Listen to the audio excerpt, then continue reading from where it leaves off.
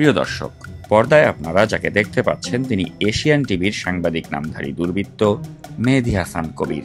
লেখাপড়া করেছেন ৫ম শ্রেণী পর্যন্ত। চাঁদাবাজি ও ব্ল্যাকমেইলিংয়ে তিনি এশিয়ান টিভির সাংবাদিকতার সাইনবোর্ড ব্যবহার করছেন। সাংবাদিকতা করার জন্য ন্যূনতম স্নাতক পাস এশিয়ান টিভির অন্য সব সাংবাদিকদের ক্ষেত্রে আবশ্যক হলেও ৫ম শ্রেণী পাস কবিরের ক্ষেত্রে এশিয়ান টিভিতে বিশেষ ক্ষমতায় স্টাফ রিপোর্টার হিসেবে নিয়োগ দেওয়া হয়েছে। এশিয়ান টিভিতে সাংবাদিকতার সাইনবোর্ড কেনার আগে বিভিন্ন পেশায় যুক্ত হয়ে সেখানেও নানা অপকর্ম করেছে এই কথিত সাংবাদিক, এবং তা নিয়েই আমরা সাজিয়েছি আমাদের এবারের স্পেশাল রিপোর্ট। রায়পুরার এক মেয়ের সাথে অপকর্ম করে ধরা খেয়েছিলেন তিনি। তার ৮ম স্বামী হতেও বাধ্য হয়েছিলেন। পিকআপ চুরির দায়ে ভৈরবে র্যাবের হাতে ধরাও পড়েছিল এই মেহেদী হাসান কবির। বেলাব থানায় অপহরণ এবং পঞ্চগড়ে চাঁদাবাজির মামলা আছে মেহেদী হাসান কবিরের বিরুদ্ধে। নরসিংদী জেলার বেলাব উপজেলার আমলাব গ্রামের কাজল মিয়ার ছেলে মেহেদী হাসান কবির ছোটবেলায় এলাকায় ছাগল চুরি করে ধরা পড়েছিলেন। একবার কিশোরগঞ্জে ডাকাতি করতে গিয়ে অস্ত্রসহ ধরা পড়েছিলেন। মেহেদী হাসান কবির ভুয়া পুলিশ পরিচয়ে রায়পুরা থানার নীলকুটি গ্রামের মাসুদ নামে এক এনজিও কর্মীকে অপহরণের চেষ্টা করেছিল। স্থানীয় বাজার থেকে এলাকাবাসীর সহযোগিতায় মাসুদকে উদ্ধার করা হয় এবং কবিরকে গণপিটুনি দেয়া হয়।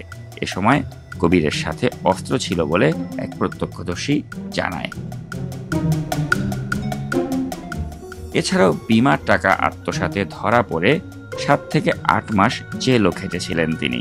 আওয়ামী লীগের শাসনামলের সময় উত্তরার একটি বাড়িতে জঙ্গি আস্তানা আছে বলে নিউজ করার ভয় দেখিয়েছিলেন তিনি, এবং সে সময় বিএনপির এক নেত্রীর কাছ থেকে মোটা অঙ্কের টাকা চাঁদাও নিয়েছিলেন তিনি।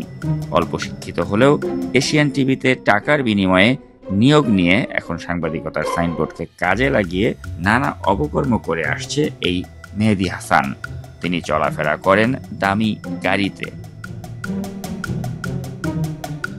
এশিয়ান টিভির বার্তা বিভাগের এক কর্তা জানিয়েছেন, মেহেদী হাসান কবির এশিয়ান টিভিতে চুক্তিভিত্তিক নিয়োগপ্রাপ্ত। তিনি প্রতি মাসে এশিয়ান টিভিকে ১০ লাখ টাকা করে এনে দেবেন, এই মর্মে চুক্তিতে তাকে নিয়োগ দেওয়া হয়। বিনিময়ে এশিয়ান টিভি থেকে গাড়ি, ক্যামেরা সহ সকল ধরনের সুযোগ সুবিধা দেওয়া হয়, এবং এগুলো ব্যবহার করেই চাঁদাবাজিতে লিপ্ত আছেন মেহেদী হাসান কবির।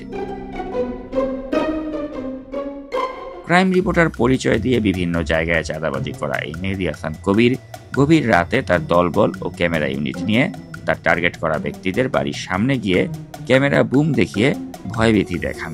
সম্প্রতি রাত ১টার দিকে এক ব্যবসায়ীর বাসার সামনে দলবল নিয়ে শোডাউন দিতে থাকে মেহেদী হাসান কবির। ওই ব্যক্তির কাছে বড় অঙ্কের টাকা দাবি করেছিল। ঘটনাস্থলের সিসিটিভি ফুটেজে মেহেদী হাসান কবির এবং তার গ্যাংয়ের সদস্যদেরকেও দেখা গিয়েছে। এশিয়ান টিভি এই মেহেদী হাসান কবিরকে দিয়ে চাঁদাবাজি করায়। কবিরের বিরুদ্ধে সম্প্রতি কয়েকটি গণমাধ্যমে নিউজ হলে কবির তাদের বিরুদ্ধে মামলা ঠুকে দিয়েছে। এই চাঁদাবাজ এবং ব্ল্যাকমেইলার মেহেদী হাসান কবিরদের মতো ধান্দাবাজ, বাটপার, অশিক্ষিত মূর্খদের দৌরাত্ম্য কমাতে এদের বিরুদ্ধে এখনই ব্যবস্থা নেওয়া প্রয়োজন। এশিয়ান টিভি দীর্ঘদিন ধরে টাকার বিনিময়ে আইডি কার্ড বিক্রি করে আসছে, যার ফলে কবিরের মতো অপরাধীরা এখন খোলস পাল্টে সাংবাদিক হয়ে এই পেশাটাকে কলুষিত করছে। তবে ব্যবস্থার অবশ্যই পরিবর্তন প্রয়োজন। কবিরের মতো অপসাংবাদিকদের বিরুদ্ধে ব্যবস্থা নেওয়া এখন সময়ের দাবি।